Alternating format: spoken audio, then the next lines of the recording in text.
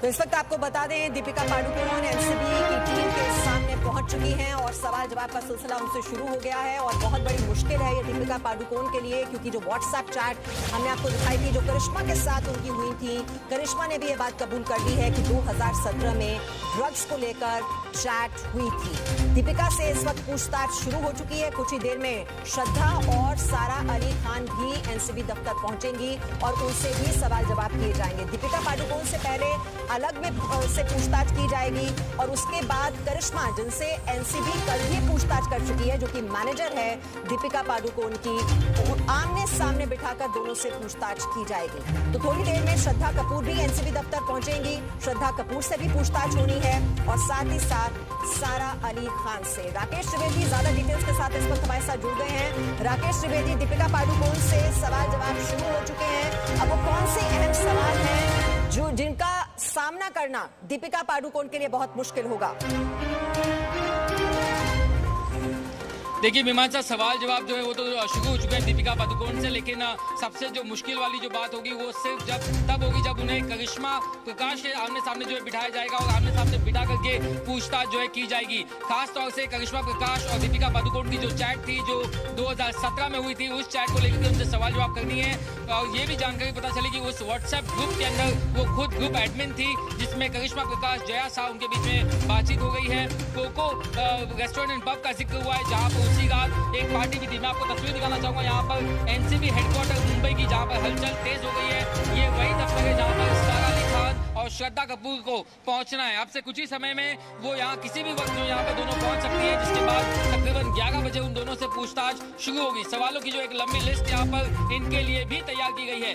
जो आपने देखा कि दीपिका पादुकोण जो अपने घर से नहीं निकली, शायद वो मुंबई के एक आलीशान 5-7 सितारा होटल में स्टे कर रही थी और एक बहुत ही लो प्रोफाइल तरीके से जो एक आम सी गाड़ी में बैठ करके वो एनसीबी हेडक्वार्टर पहुंची, ताकि वो मीडिया के कैमरों से बच सके। और वैसा ही कुछ नजारा यहाँ पर सारा अली खान और श्रद्धा कपूर के मामले में भी दिखाई दिया जा सकता है। फिलहाल यहाँ पर तमाम मीडिया के जो कैमरे हैं उनकी एक झलक रिकॉर्ड करने के लिए यहाँ पर तैयार खड़े हैं। जैसे ही वो आएगी, पहली तस्वीरें जी न्यूज पर आप हमारे जो दर्शक है वो देख पाएंगे और उसके बाद पल पल की जो अपडेट होगी एनसीबी के इस दफ्तर से, वो भी हम हमारे दर्शकों तक पहुंचाते गए। मीमांसा जी, और इस वक्त एलन राव साहब भी हमारे साथ जुड़ गए हैं। एलन राव साहब, ये व्हाट्सएप चैट जिसमें हैश और बीट को लेकर बातचीत हो रही है करिश्मा और दीपिका पादुकोण के बीच, और साथ ही साथ कोको में उनकी तस्वीरें भी आपने देखी होंगी, और 2019 की वो ड्रग्स पार्टी जो कि करण जौहर ने होस्ट की थी, वो भी आरोप उन पर लग रहे हैं। ऐसे में क्या क्या एविडेंस चाहिए होते हैं? अब ये व्हाट्सएप चैट ही क्या एक स्ट्रॉन्ग डिजिटल एविडेंस नहीं है उनके खिलाफ? देखिए मीमांसा जी, खाली व्हाट्सएप चैट एक बहुत ही स्ट्रॉन्ग इसको एविडेंस नहीं मान सकते जब तक कि इसके साथ कोई और कोरोबोरेटिव एविडेंस ना हो। लेकिन ये भी चैट एविडेंस के तौर पे यूज की जाएगी सब्जेक्ट टू कि इसके साथ में उसका ओरिजिनल फोन जिसने चैट जिसने किया है वो फोन और जिस फोन पर ये चैट आई है वो दोनों चीज अगर साइंटिफिक इन्वेस्टिगेशन के दौरान अगर लेबोरेटरी में भेजे जाए वो चैट दोनों फोनों से डाउनलोड किए जाए, तभी ये कोर्ट ऑफ लॉ में वैलिड माना जाएगा। या फिर जिसके फोन से चैट हुई है वो certificate 65B Indian evidence act में देगा, तभी ये ट्रायल में यूज हो सकती है। अदरवाइज ये इन्वेस्टिगेशन में ठीक है, करने के लिए बुलाने के लिए काफी है, और इससे बुलाने के बाद और कोई कोरोबोरेटिव एविडेंस इसमें आती है तो ये चैट महत्वपूर्ण है। अदरवाइज ट्रायल के लिए मैं जहाँ तक समझता हूँ कि साइंटिफिक इन्वेस्टिगेशन के लिए और साइंटिफिक रिपोर्ट जो FSL फॉरेंसिक साइंस लेबोरेटरी की रिपोर्ट इसमें आना जरूरी है कि ये चैट इसी फोन से आया था और इसी फोन पर गया था।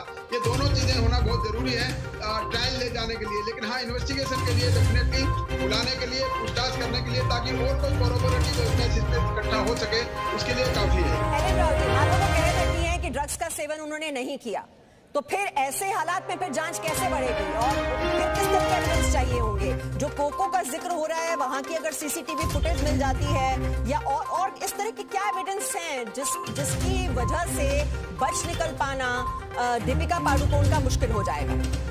देखिए मीमांसा जी, आप ये कहें कि 2017 की कोको की सीसीटीवी फुटेज मिल जाए, वो तो पॉसिबल अभी लगता नहीं है मुझे। बहुत पुरानी ये बातें हैं और ये फोन भी मिलना इनका बहुत जरूरी है। जिन फोनों से ये चैट ट्रांसफर हुई थी वो फोन मिलना बहुत जरूरी है। अगर वो फोन ओरिजिनली नहीं मिले जिनसे ये इसे कहते हैं ओरिजिनल सोर्स ऑफ एविडेंस, वो ओरिजिनल सोर्स अगर नहीं मिलेगा तो इस एविडेंस की कोई ट्रायल में एविडेंस की वैल्यू नहीं है, लेकिन हाँ अगर वो कॉन्फ्रंट करने के बाद वो अगर मान लिया हाँ ये चैट हमारी है, तो then it becomes a very good evidence for the purpose of investigation only, और उस इन्वेस्टिगेशन में और कोई सबूत इससे बातचीत करने से मिलता है तो दैट इज फाइन। ठीक है, अर्शी भी हमारे साथ हैं। अर्शी, बॉलीवुड की टॉप 10 अभिनेत्रियों में नाम गिना जाता है दीपिका पादुकोण का, और वो अकेली ऐसी अभिनेत्री हैं जिनको डावोस में क्रिस्टल अवार्ड से नवाजा गया, क्योंकि वो मेंटल हेल्थ के बारे में, अपनी डिप्रेशन के बारे में उन्होंने बताया और किस तरह से वो डील कर रही थी डिप्रेशन के साथ, और मेंटल हेल्थ के बारे में अवेयरनेस क्रिएट करने के लिए उन्हें इस अवार्ड से नवाजा गया। लेकिन ये किस तरह का मैसेज बॉलीवुड से निकल रहा है कि आप अगर डिप्रेस्ड हैं तो डिप्रेशन को भगाने के लिए ड्रग्स का सेवन किया जाएगा? देखिए, ड्रग्स और डिप्रेशन का कनेक्शन तो सबसे पहले कंगना लेकर आई, I don't think so Deepika लेकर आई अभी इस केस में। लेकिन ये बहुत ही ज़्यादा इंटरेस्टिंग होगा कि दीपिका का रिएक्शन क्या है, बिकॉज उसने ऑलरेडी ये कह दिया है कि उसका वो चैट नहीं था, वो उसके मैनेजर ने चैट किया था। सो ये स्पेकुलेशंस और र्यूमर्स पे तो मैं बिलीव नहीं करूंगी। जब पूरी डिटेल आ जाएगी और एनसीबी अपनी फाइनल रिपोर्ट रख देगी, तब हम उस स्टेटमेंट पे जाएंगे कि दीपिका ड्रगी है या नहीं है। लेकिन मैं चाहती हूँ कि अगर बाय चांस की चैट मैसेज एक वैलिड प्रूफ नहीं है, तो दीपिका हेयर फॉलिकल या ब्लड टेस्ट करवा ले। अगर वो 2017 का है और अभी अगर वो नहीं करती है, तो ब्लड टेस्ट से या फिर हेयर फॉलिकल टेस्ट से भी हम पता कर सकते हैं कि आपने ड्रग्स लिया है कि नहीं लिया। नहीं अर्शी, वो जो ड्रग टेस्ट होता है वो तो कुछ घंटों के लिए ही शो करता है, उसके बाद वो नहीं आता है आपके ब्लड सैंपल में।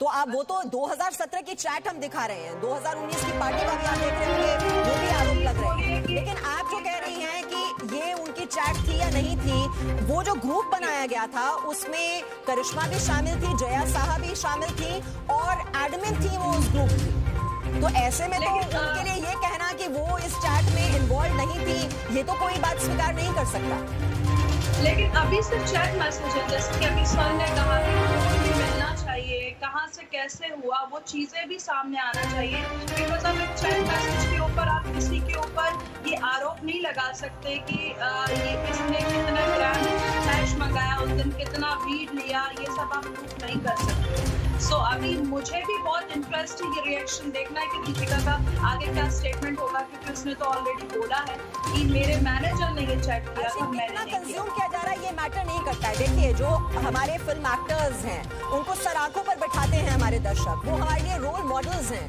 वो हमारे लिए आदर्श हैं, तो उनसे ये अपेक्षा नहीं की जाती, भले ही वो कैसी भी परिस्थितियों से गुजर रहे हों, कि वो एक अवैध काम करना शुरू कर देंगे। इसको तो किसी भी कीमत पर जस्टिफाई नहीं किया जा सकता। तो ये क्लीन अप तो होना चाहिए ना। डेफिनेटली इलीगल है, जो चीज इलीगल है वो है, जो किया है वो गलत किया है।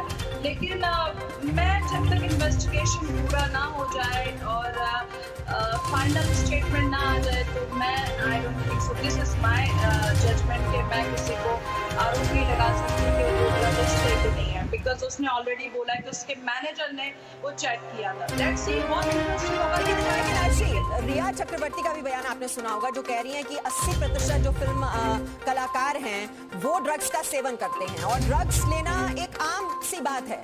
जो पार्टीज होती हैं, कुछ अभिनेत्रियों ने ये बात कही है, शेरलिन चोपड़ा का भी आपने बयान सुना होगा, वो कह रही है कि ये तो आम बात है, ट्रेज में सर्व की जाती हैं, जो हाई प्रोफाइल पार्टीज होती हैं। देखिए, मैं भी जब इंडस्ट्री में आई तो मुझे भी बहुत सारे सीनियर्स हैं, जो मैं नाम नहीं लूँगी, लेकिन उनका ये कहना था कि मोस्टली जो एक्टर्स हैं, जो बड़े कलाकार हैं, उन सब चीज़ों का सेवन इसलिए करते हैं क्योंकि उनको अपनी अदाकारी पे और ज़्यादा फोकस करने को मिलता है इन सब चीज़ों से।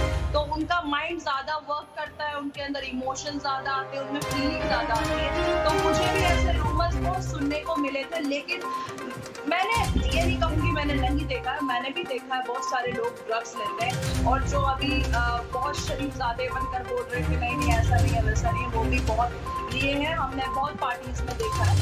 एंड सेकेंड चीज़ आप जो बोल रहे थे हेयर फॉलिकल का, मैडम वो आई थिंक 9 मंथ तक रहता है। अगर 9 मंथ्स में अगर आप चेक करवा लें, इससे पहले अगर आपने ड्रग लिया है तो वो आपको हेयर फॉलिकल्स में मिल जाएगा ड्रग्स के टेस्ट। विक्रम यादव जी हमारे साथ हैं। विक्रम यादव जी, आप सुन रहे हैं, ये ड्रग्स की दलदल है और ये एक एक्सेप्टेड फैक्ट है कि ड्रग्स का चलन है बॉलीवुड में। तो ये जो शुरुआत है, ये मैं कहूँगी, ये मैं नहीं कहती कि कौन सी पॉलिटिकल पार्टी, लेकिन सारी सरकारें इसके लिए जिम्मेदार हैं और कहीं ना कहीं राजनीतिक संरक्षण तो मिलता ही है ना इन लोगों को कि ये इतने फल फूल पाते हैं यहाँ पर। ये ड्रग कंसाइनमेंट्स कैसे पहुंच जाती हैं यहाँ पर इतनी आसानी से? क्यों नहीं इस पर लगाम कसी गई? इतने सालों से क्या हो रहा था?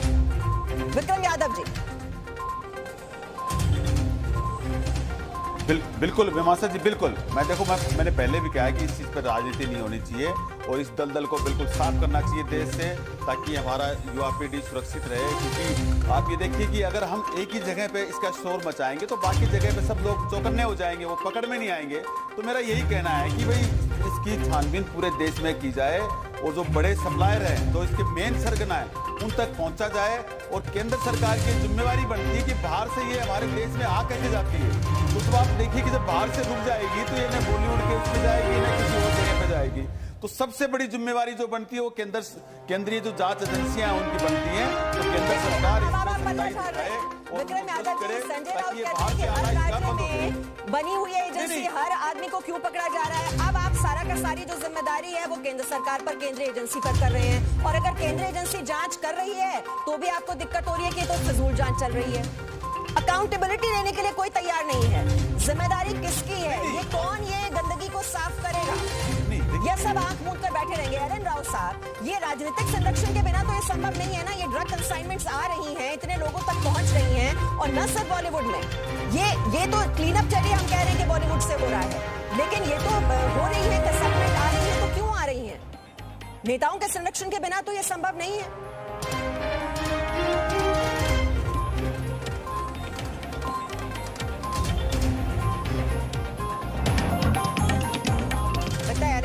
तक हमारी आवाज नहीं पहुंच पा रही है, लेकिन ये जो सवाल है, देखिए संभावित सवाल अब दीपिका के लिए क्या हो सकते हैं, इस पर भी हमारी लगातार नजर है। करिश्मा के साथ ड्रग्स चैट पर क्या कहना है? आपने ड्रग्स मंगाई क्या? ये सारे मुश्किल सवाल हैं जिनका सामना करना होगा आज दीपिका पादुकोण को।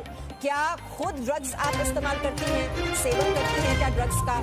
और करती हैं तो किसके लिए मंगाई? अगर नहीं करती तो आप कब से ड्रग्स ले रही हैं? आप किससे ड्रग्स मंगाती हैं? आप ये जो ड्रग पेडलर्स हैं, जो ड्रग्स सप्लाई करने वाले हैं, ये पूरी जो चेन है अब वो क्लियर होगी, उसका पर्दाफाश होगा कि ये सप्लाई करने वाले कौन हैं। अब सारा से जो सवाल पूछे जाएंगे, अब ये भी पूछताछ कुछ ही देर में शुरू होने वाली है। आपने देखा राकेश त्रिवेदी वहां पर खड़े हुए हैं और किसी भी वक्त ये पहुंच सकती हैं दोनों अभिनेत्री, और इनसे भी सवाल यही होगा कि रिया चक्रवर्ती को आप कब से जानते हैं? क्योंकि रिया चक्रवर्ती ने दरअसल सारा अली खान का नाम लिया है कि केदारनाथ की जब शूटिंग हो रही थी तो वो सुशांत के साथ ड्रग्स लेती थी। क्या आपने कभी रिया से ड्रग्स लिया?